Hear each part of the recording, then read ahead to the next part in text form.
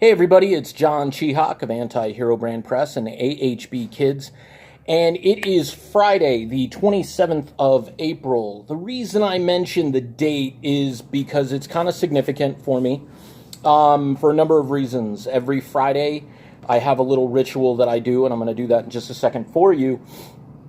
But today I have been working very, very hard, eating healthy and working out better, and I hit a milestone today. I dropped officially 20 pounds on my way in today, so that's really, really big for me.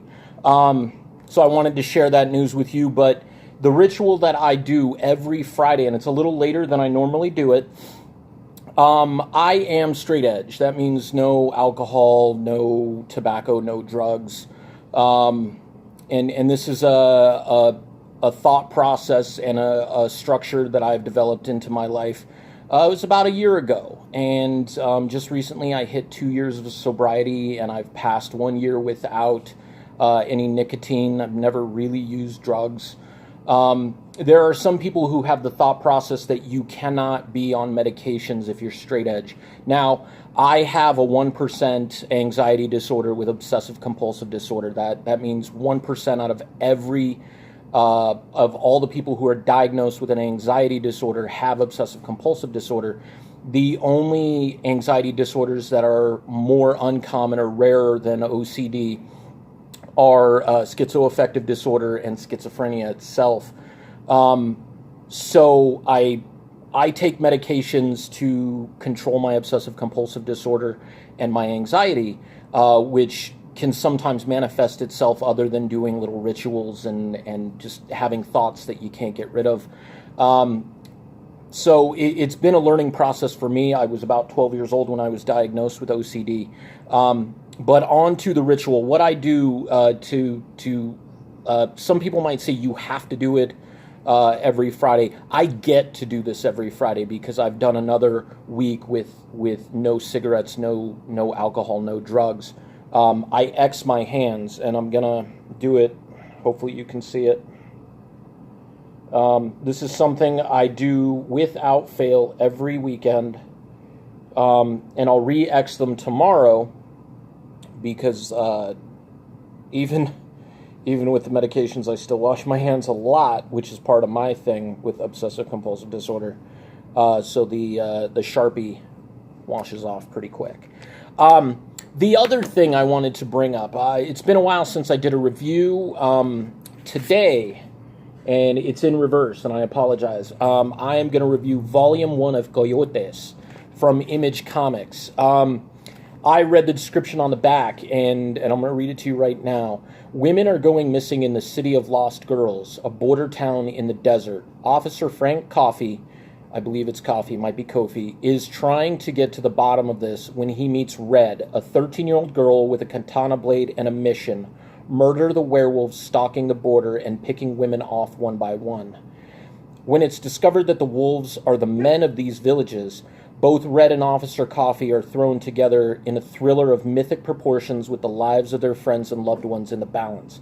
Now, Coyotes is, when I saw it and I read that first line, it led me to just envision the horrific things, if you follow news in and around the Southwest in Mexico, in Sonora, Mexico, where women are disappearing at a disproportionate rate. Coyotes are not just an animal, they are, that's the slang terminology for human traffickers, people who smuggle human beings across the border into the United States.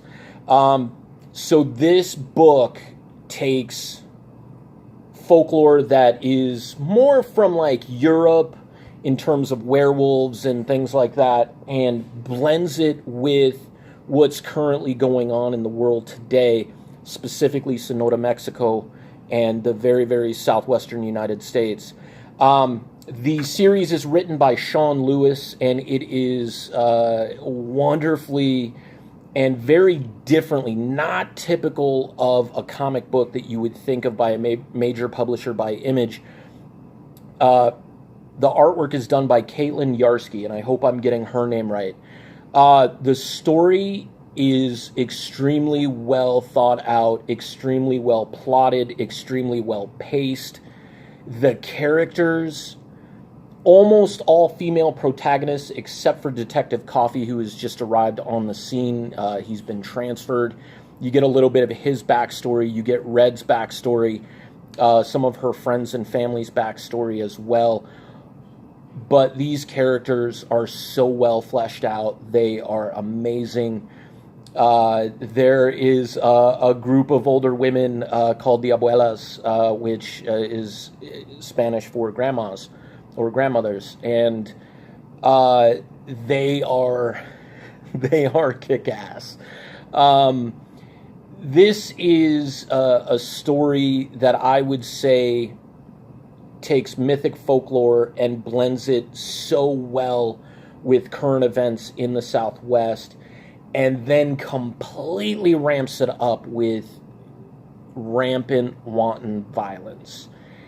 It's a horror story of sorts, and it's a horror story for more reasons than you might think of just the women disappearing and the means by which they're disappearing. You're gonna want to check this book out if you're a fan of well-done cultural pieces, if you're a fan of female protagonists, or just protagonists that kick ass. None of these characters have any powers that I can discern of yet, but I roped through this last night. I read the first chapter over my lunch, and then I laid in bed and I read the remaining 5 parts of it. It's a great book. You can get it at your local comic book store. It is only $9.99. Image does this really great thing where volume 1 of their trade paperbacks, which is usually 6 issues, $9.99. It's a great way to get people to come in, not drop like $20-30 on a trade paperback, and if they don't like the story, you know, what do you do with that? So Image has got a great brand with it. And unlike Marvel and DC, and don't get me wrong, I love superhero comics, but unlike Marvel and DC, Image has this great like linear plan of being able to do superhero stuff with Invincible. They're able to do like zombie horror, but human survival with The Walking Dead. You're able to do fantasy horror with Coyotes. 2 new books that I'm reading that are also from Image are Isola and Infidel. Infidel is an urban horror movie. It's very cinematic in the way that it's done, but it's an urban horror comic. And Isola is more of a fantasy sprawling epic, I would say. And these are fantastic reads for new readers, people who love horror. I'll be honest, I've never really read horror comics all that much other than The Walking Dead. So picking up Coyotes and Infidel, and then I started picking up Abbott as well, which is like an urban horror with like a crime noir bent on it. But they're fabulous reads. I definitely recommend Coyotes. Sean Lewis, Caitlin Yarsky. I really wish I had read this previously. I would have nominated you guys for an Eisner because it's a fabulous book. Once again, this is John Chihak of Anti-Hero Brand Press and AHB Kids. You can support me on both my Patreons, patreon.com, Anti-Hero Brand. That's the more adult type stuff, and patreon.com/AHB Kids with a Z. That's the all ages line of comics, including The Boy Who Didn't Like Bananas and The Bubba Patrol. Issue 2 is coming soon, so we will see you soon. Talk to you later.